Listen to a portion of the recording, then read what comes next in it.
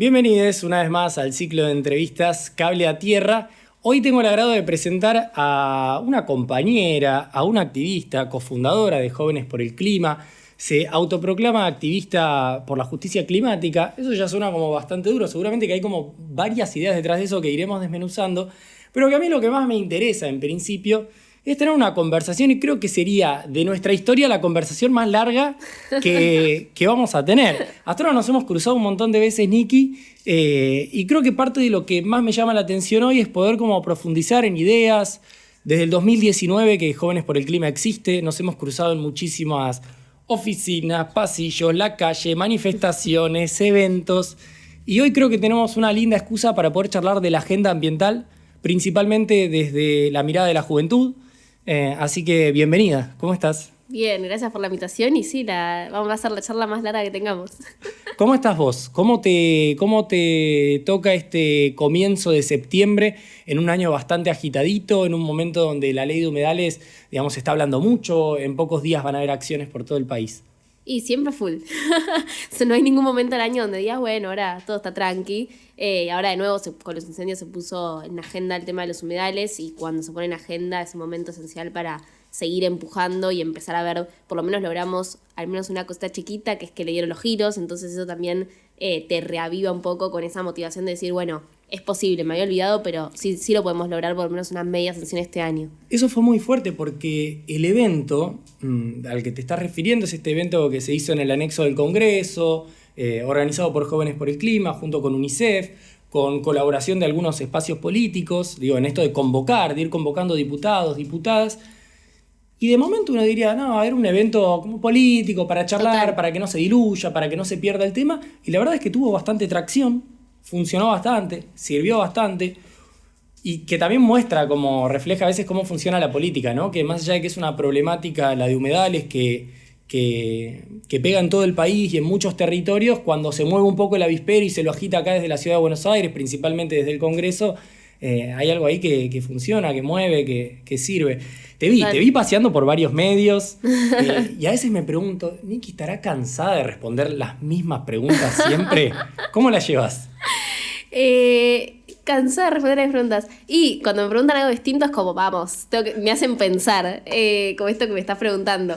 Pero no, cansar no me cansa porque entiendo que es parte de nuestro rol y que hay que aprovechar cada oportunidad y te llaman de cualquier lugar y hay que ir y hay que volver a explicarlo 80 veces. Y yo soy súper, no sé, empática es la palabra, pero entiendo que nadie sepa lo que son los humedales. No es que me da bronca. O sea, sí me da bronca, pero entiendo que no tiene que ver con esa persona, sino que tiene que ver con que, bueno, todavía falta mucha educación ambiental y que todavía no hay tanta gente que sepa el tema como para tener que explicarlo. Entonces que un poco nos toca a nosotros tener que asumir ese rol. Y desde ese lado, bueno, no es que me cansa, pero sí a veces es como, uy, qué lindo sería que no tener que volver a explicar esto. O no tener que ser yo, que tampoco soy una especialista, ¿viste? Entonces es como, bueno, tratar de bajar agua a tierra de algo que yo también tuve que estudiar. ¿Cuáles son los temas por los que más te vienen preguntando? ¿Cuáles son los temas que sentís que más pican, que más le gustan a la sociedad, a los medios? Y creo que incendios cada vez que pasan, que eso lleva a la ley de humedales, y también qué es el cambio climático y todo lo que eso deriva. Bueno, consecuencias del cambio climático, ¿por qué estamos en esta situación? Capaz cuando son las cumbres internacionales, las COP, que son organizadas por la ONU, bueno, ¿qué son? ¿Qué pasa ahí? Creo que esas son como un poco las preguntas y siempre está la de ¿qué onda con Greta? Esa, por supuesto, que siempre va a estar. Sobre Greta, y veo que ya hay varios que se están dando cuenta de esto, que todo el tiempo, viste, te presentan como la Greta argentina. ¿Cómo te llevas con esa idea?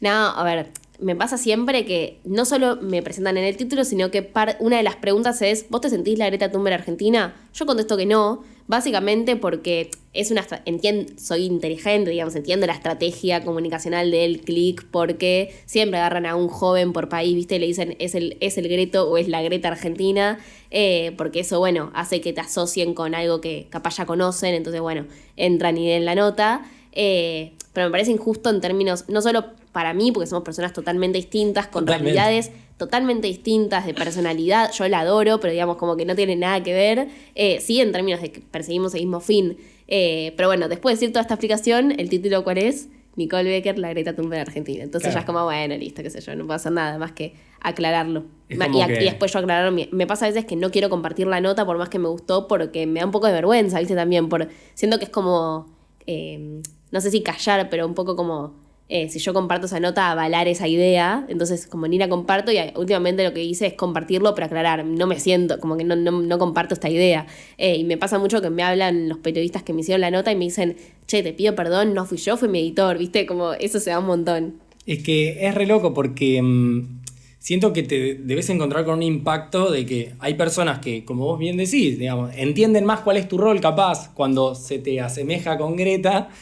Y por otro lado deben haber personas que se deben enojar también, como, ay, ¿por qué el ejemplo es alguien de Europa? Total. Ay, ¿por qué el ejemplo es una chica rubia con otra Total. realidad? Ay, ¿por qué le...? ¿Cuánto tenés que responder vos a veces esas dudas? Yo, digamos, y ya voy a volver a lo de la agenda ambiental, pero hay algo que pensaba, viendo el recorrido que venís haciendo, y es, si te sentís señalada, si a veces te queman o te joden los comentarios o apreciaciones que puedan hacer de vos desde en un foro, en un chat, en un stream, los mensajes que puedan mandar a la radio cuando te hacen una nota o lo que pueda surgir de un evento que por ahí estás moderando o estás conduciendo en vivo. Si me preguntás hace 3 meses, te hubiese dicho que no me importaba, o que con el tiempo fui aprendiendo a aguantar eso con Jóvenes por el Clima, porque me pasaba que bardeaban a Jóvenes por el Clima y me fui curtiendo un poco con, bueno, listo, yo soy muy sensible, entonces al principio cada cosa que hasta que nos hacían a Jóvenes por el Clima era como terrible y ahora es como, bueno, entiendo que hay gente que no nos va a creer, gente que nos va a querer y ya. Pero hace 3 meses me pasó que yo no uso mucho Twitter, o sea, no, a veces entro, leo, qué sé yo, pero no es algo que uso todos los días. Y un día entro y tenía 6.000 notificaciones. Digo, qué raro, ¿viste? 6.000 notificaciones, ¿qué hice? Y me habían hecho una nota en Infobae, una nota súper normal, que no decía nada, solo que era Infobae y que por ende tuvo repercusión por ser en Infobae, que un libertario la compartió en Twitter y que tenía literalmente 6.000 personas bardeándome de las cosas más feas del mundo, desde te vamos a ir a buscar, desde sos la peor persona del mundo, desde todo lo que decías, sos una, no sé, militás por la pobreza del país y todo lo que nos dicen los ambientalistas, pero ya no era para Jóvenes por el Clima nada más, era para Nick Becker, o sea, era para mí. Y al principio yo leí, me reí, pues fue como, jaja, qué loco, como 6.000 personas haciéndome esto. Claro, y a las horas dije, no, pará, como que qué horrible, como que qué hice para que me pase esto, como... y nada, viste, con esas cosas pasa que a los 3 días ni te acordás, como que es algo que en el momento parece lo peor del mundo, que no va a pasar más, y después pasa. Y nadie te para en la calle y te dice, sos una hija de puta. Es como Importante. Entonces es entender que es algo que queda ahí y que está organizado. Como que te cuesta entenderlo, pero vos ves que siempre, y me volvió a pasar como 2 veces más después de ahí, como que uno lo empieza, que tiene muchos seguidores, y el resto como que son siempre los mismos, ¿viste? Y bueno, es hacer que eso no te paralice, y también lo hablé con personas que tienen experiencia. De hecho, lo hablé con Greta también, porque lo que me decían a mí era exacto lo mismo que le dicen a ella, solo que a ella, obvio que todos los días, 80.000 veces más y bla. Y me calmó como entender que primero no me pasa solo a mí, que no es casualidad y que incluso capaz es porque estoy haciendo las cosas bien, espero. Y que por eso le molesta a un montón de gente. Y es aprender a convivir con eso. Y al principio yo decía, bueno, ojalá no me pase nunca más. Me va a pasar, o sea, como que si sigo haciendo cosas, en realidad seguimos, pero digamos, yo como capaz una cara de eso, seguimos haciendo cosas que impacten, seguramente me vuelvan a bardear 6.000, 7.000 personas, y es cuestión de aprender a convivir por eso, por más que realmente no es fácil, o sea, es realmente como muy, muy feo. Casi que podría decir que si te bardean es porque estás haciendo las cosas bien. Sí, espero. Porque también pensaba, a raíz de una nota que te hicieron hace un año, la nota que diste a Eduardo Feynman, y yo dije, epa, pará, ¿cómo Nicky con Eduardo? Dije, ¿cómo no me enteré de esto? Tengo que verlo. Entonces pensé, si no me enteré de esto, tiene que ser o porque Eduardo no la agitó tanto, o porque vos no se la agitaste tanto a él. Y cuando yo veo la nota, veo un montón de chicanas que Feynman te tiró. Digo... Y yo lo que no podía entender es cómo no salta Nicky. Cómo responde siempre como pedagógicamente, empáticamente, ante un tipo que estaba buscándote la falla, cuánto viajas en avión, o si tus anteojos son de plástico y por ende van a ser contaminantes, si comes o no comes carne para meterte el dedo en la llaga. ¿Cómo viviste esa nota? Primero fue muy random porque...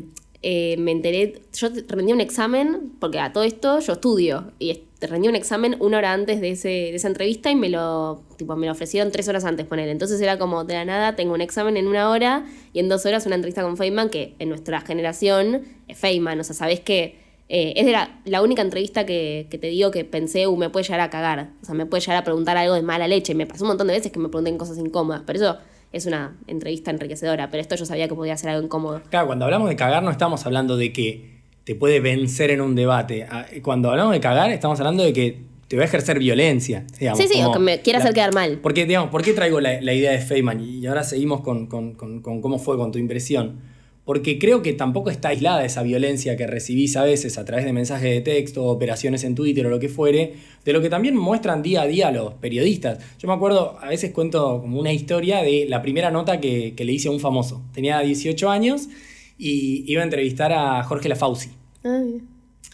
Habíamos dicho con quien era mi compañera en ese momento, le mandamos un mensaje y le dijimos que éramos sobrinos de su prima Marta, una cosa así. ¿Y era mentira? Todo mentira. Ay, no. Y nos da la nota. Sabían que Marta era la sobrina. Porque había como un acercamiento, okay, pero no era literal. No es que tiraron un nombre. Y entonces cuando él nos da la nota, nos recibe, sale de Radio 10, nos invita a comer algo por Plaza Serrano, creo que era, y empezamos a hacer la entrevista. Y yo me doy cuenta que de las 30 preguntas que tenía anotadas, 20 eran chicanas, palos, agresiones, distintas formas de violencia. Pero claro, porque yo venía de consumir televisión, por ejemplo, claro, por poner un medio, y lo que veía en la tele era eso. Eran chicanas, eran palos, era violencia. Entonces como que ya de por sí hay como un modus operandi del periodismo en general, sobre todo el más mainstream, hegemónico, etcétera, que tiene la violencia como un recurso muy fácil. Total. Total. ¿Es un poco por eso que vos dudaste frente a si darle o no la nota? En realidad no es que dudé, porque dije, claramente es hablar a un público que lo tengo que convencer. Esa fue como mi premisa y fue como, bueno, veamos, a ver qué pasa. Y la nota empezó él fue muy amistoso al principio, de hecho me preguntaba, ¿y qué opinas creo que era el Día del Ambiente, era una fecha, me acuerdo, y todo empezó como, no sé, estaba muy amistoso, yo dije, qué raro, como que le recopa lo ambiental, no sé, capaz que lo ambiental es algo que sí lo conmueve, ni idea. Y después empezó como, bueno, ¿y qué onda vos? No sé qué. Y a mí ahí lo que me pasa primero es mi personalidad. Yo no soy así. Y después era dársela a él servida, ¿viste? Después sí me quedé pensando, le pudiese haber contestado. La verdad, hoy en día, en retrospectiva, o sea, podemos discutirlo y capaz vos no pensás lo mismo. Yo estoy o sea, no sé si orgullosa es la palabra, pero tampoco orgullo. Pero nada, no sé, o sea, siento que era más para generar algo después, o sea, como para hacer un ruido después falso de algo que... yo al fin y al cabo leí la nota para convencer a la gente que estaba escuchando esa nota, y cuando él me decía esas cosas yo le trataba de explicar como, no, mirá, o sea, esto es así, yo pienso esto, y me hablaron un montón de personas después diciéndome como, che, me hiciste entender esto, no sé qué, un clic con esto. Funcionó. A ver, hay un montón de personas que seguro que no, pero me parece que si yo me ponía en una actitud más peleadora y qué sé yo, capaz tenía repercusión y hoy tendría 10.000 seguidores más, ni idea. Pero ese no era mi objetivo, era otro. Igualmente en el momento tampoco es que lo racionalicé tanto, o sea, es mi personalidad un poco así y me salió, también era por Zoom, capaz, viste, en persona uno reacciona distinto, pero me salió como responderle eso pedagógicamente, viste, como decirle no, o sea, como no dársela porque si no iba a ser un choclo de algo que yo además me corrió con lo más fácil de contestar. Porque si me corría con otra cosa, no sé con qué, pero digo, capaz me descolocaba, pero esto era lo obvio, ¿viste? Era acciones individuales, si sos coherente, si no. Y en eso tengo una postura súper clara y soy súper consciente de mis hábitos y un montón de cosas que cambié y de las cosas que hago que son parte, como básicamente, de viajar en avión. Cuando viajo en avión es porque pienso que lo que estoy yendo a hacer es importante. Si no, no viajaría en avión. Entonces, no es que son debates que yo no tenga conmigo internamente. Entonces tampoco es que me descolocó. Fue como, bueno, fuiste con lo más choto que me podía... O sea, como con el debate más básico con el que me podías correr. Entonces, como un poco eso. Pero tiene que ver con mi personalidad igual también, me parece. Y hace un ratito te preguntaba sobre esos temas que sentís que más interpelan por ahí a la sociedad, a las audiencias. ¿Cuáles son, me respondías, incendios, cambio climático, cuáles son los que más te ceban a vos, los que más te gustan, te convocan, te quedan dando vueltas en la cabeza? Y a mí, o sea, yo empecé con todo esto por cambio climático puntualmente, o sea, me pasó de ver lo que estaba haciendo Greta y de decir, che, ¿por qué no hacemos esto acá? ¿Y por qué no tenemos esta información que ellos tienen allá, acá? y un poco más con esa pregunta, como fue la que me conmovió a mí, y que justo Bruno y Eyal, que son otros 2 compañeros de Jóvenes por el Clima, habían creado un grupo de WhatsApp con una idea que en ese momento parecía loquísima, hacer esa movilización el 15 de marzo de 2019 acá, y yo empecé y dije, bueno, doy una mano, tranqui, y cuando me quise dar cuenta, mi vida. Pero como que en algún punto a mí lo que me conmueve tiene que ver con no solo el ambientalismo como algo meramente malo en el sentido de bueno, conservar las cosas como están. Si eso sería el ambientalismo, yo no sé si yo estaría tan involucrada, sino porque realmente creo que el ambientalismo y el movimiento climático en general es el único movimiento que hoy en día, también con el feminismo, pero creo que con el feminismo un poco ya lo generó y el ambientalismo todavía no, entonces tiene como más potencialidad en ese sentido de cambiar realmente las cosas y no de conservar el mundo como está, sino de construir uno que sea mejor y que sea más justo y que sea más inclusivo. Y me parece que las soluciones de la crisis climática tienen que venir desde ese lado y creo que el ambientalismo tiene ese potencial. Entonces, por eso digamos que yo soy militante ambiental, porque creo en el potencial que tiene este colectivo en general, que es enorme, pero que todavía hay un montón de gente que se va a seguir involucrando. Y me parece que por ahí va, y eso es lo que a mí más me convoca, digamos. Creo que hay parte de la discusión del movimiento ambiental, de la agenda que maneja, que como que es la nacional, que la sabemos más o menos, está ya más inserta en la agenda mediática y demás. Pero una de las preguntas que quería hacerte es qué pasa cuando te armás la valija y te vas para una convención o para una conferencia de las partes, cuando vas a la COP. ¿Cómo es ese vínculo con... En vez de llamar las otras Greta, vamos a decir, ¿cómo es ese vínculo con las otras Nikki? ¿Qué pasa con esos chicos y chicas de edades similares a las tuyas que están llevando las discusiones en sus países? ¿Te encontrás con agendas similares? ¿Sensaciones similares? ¿Qué onda? Bueno, para mí el movimiento climático internacional es una locura.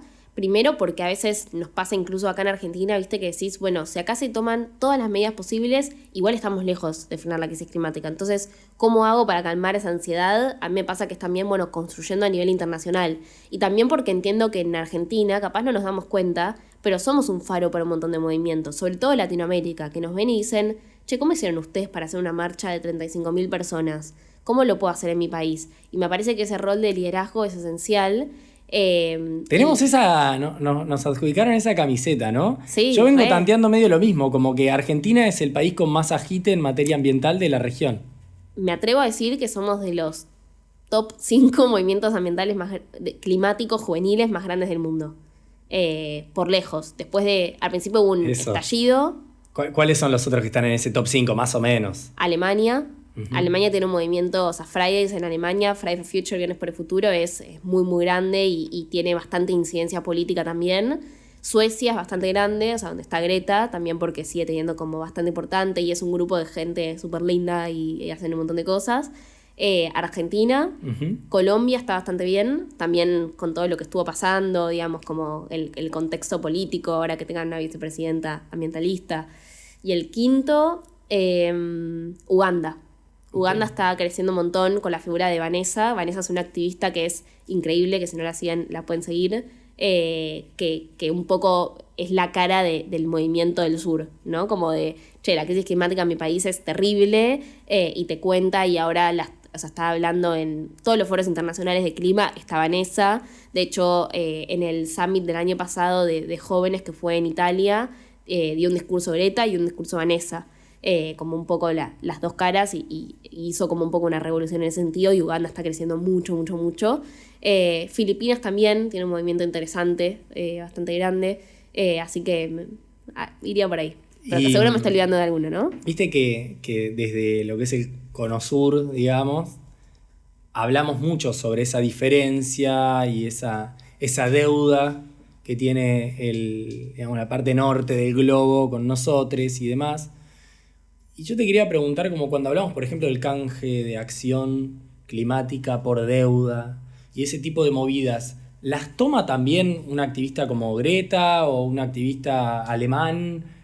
¿Figura también en sus ideas, en sus pensamientos, en sus reflexiones? ¿Bancan algunos de esos pedidos y llamados que por ahí movilizamos más desde el sur?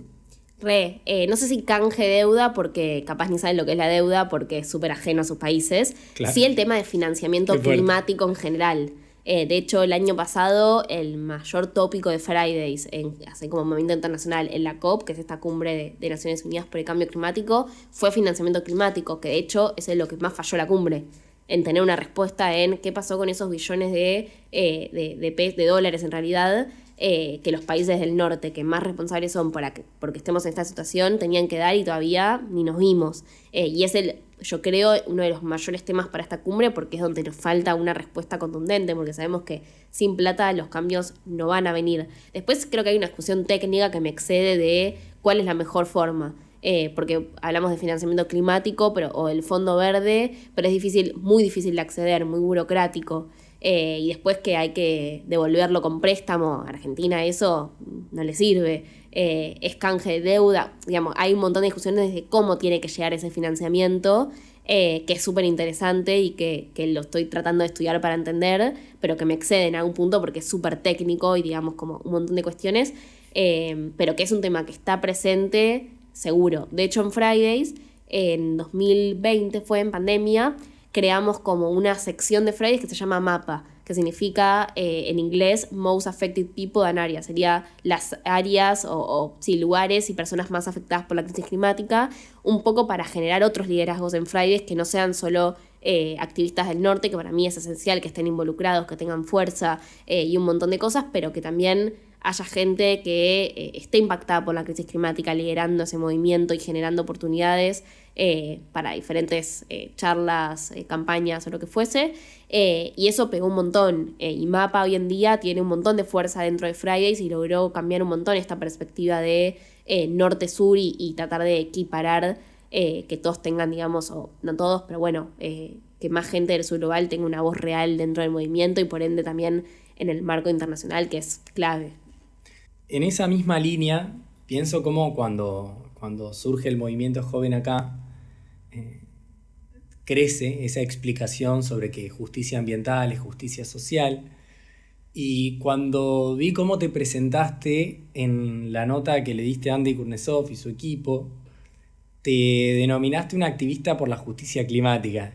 Y yo me imaginé, ¿viste? Si esto fuese un meme, es como, bueno, primero socioambientalismo, y ahí el cerebrito. Después, justicia social es justicia ambiental, el cerebro un poco más explotado. Y en esa imagen que es esto, es como justicia climática. ¿Por qué? ¿Por qué traes esa combinación de palabras?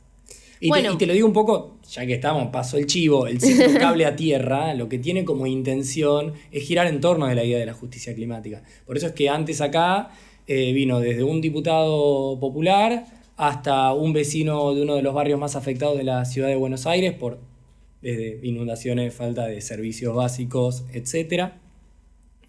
Entonces, un poco también es como preguntarte, bueno, ¿por qué levantás esa bandera? Una piba como vos, que ya tiene bastante experiencia en medios, concientizando, divulgando, que sabe que lo más sencillo a veces es simplificar las cosas.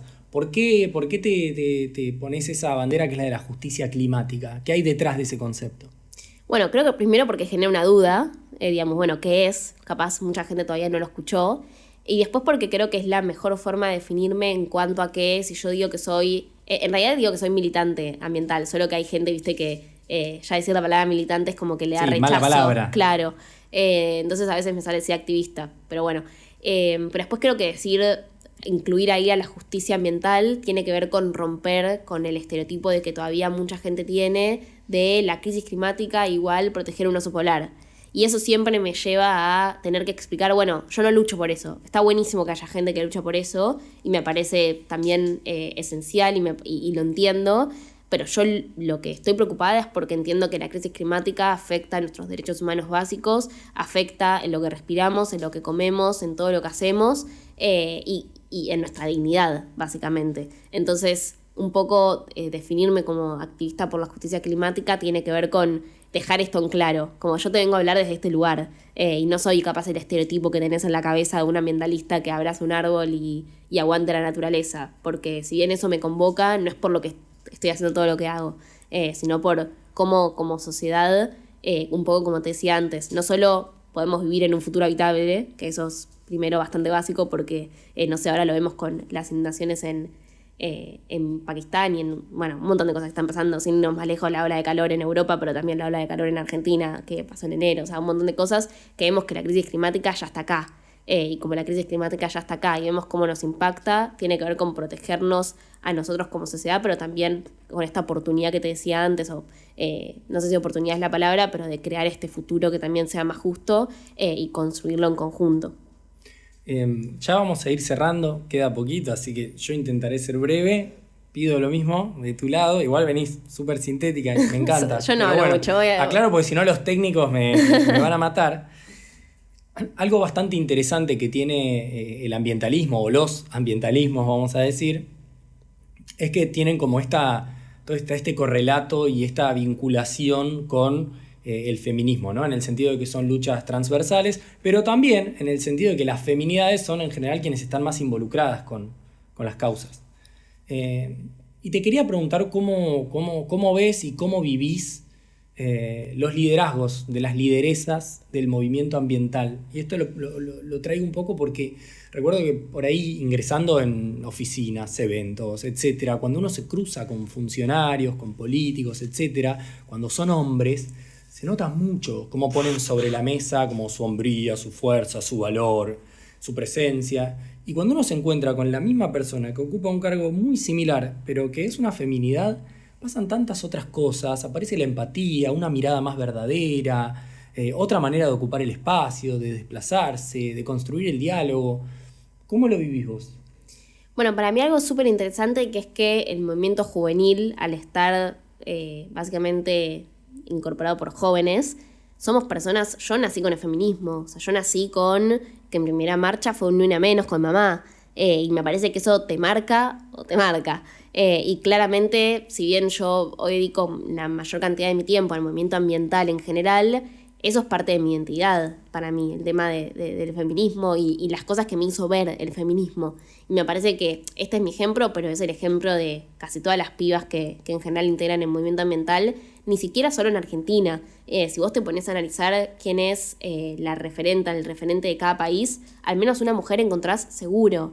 Nunca hay un referente, no nada más, pero es súper curioso cómo siempre hay una mujer por lo menos que pisa muy fuerte. Y me parece que eso tiene que ver con el tiempo en donde nacimos y cómo en algún punto yo soy militante ambiental porque nací con el feminismo. O sea, si el feminismo no me hacía ver las cosas y cómo funcionaba el mundo y la desigualdad que había entre hombres y mujeres y qué rol yo podía ocupar ahí y entender que también si nos organizábamos, íbamos a movilizaciones enormes, podíamos cambiar las cosas, digamos, como todo eso me lo hizo entender el feminismo. Y gracias a eso yo hoy en día estoy donde estoy y hago lo que hago.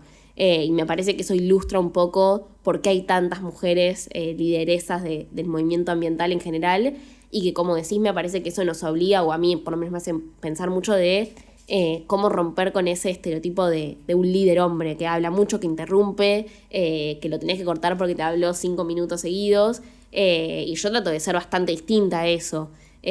Trato de digamos, para mí un buen líder, una buena lideresa es quien ayuda a brillar a los demás, digamos, ¿no? De ocupar ese espacio y romper, y tiene que ver con construir colectivamente, que es un poco lo que tratamos de hacer desde el movimiento ambiental, y con errores, y hay un montón de mujeres que claramente copiamos esas formas de liderazgo antiguas, porque es como crecimos y cómo nos enseñaron básicamente, pero bueno, me parece que tratar de romper con eso también es un cambio de paradigma súper grande y que también nos identifica bastante con el movimiento ambiental.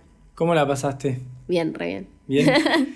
Yo voy a proponer lo siguiente. Bueno, cerrando este encuentro con Nikki Becker, primero agradecerte, súper clara, linda conversación al final. Yo tenía expectativas. Y la re disfruté y me encantó escucharte. Espero que les pase lo mismo del otro lado y propongo, para hacer como una especie de contrapartida a los haters que a veces van justamente a hatear. No me hateen, por favor. Claro, no, ahora vamos a poner comentarios lindos, reflexiones a las que hemos llegado a partir de esta conversación. Algo, gente, pero quiero ver si empezamos a repartir un poquito más de lindos comentarios, reflexiones, aportes. Nos encontramos en la siguiente entrevista de Cable a Tierra.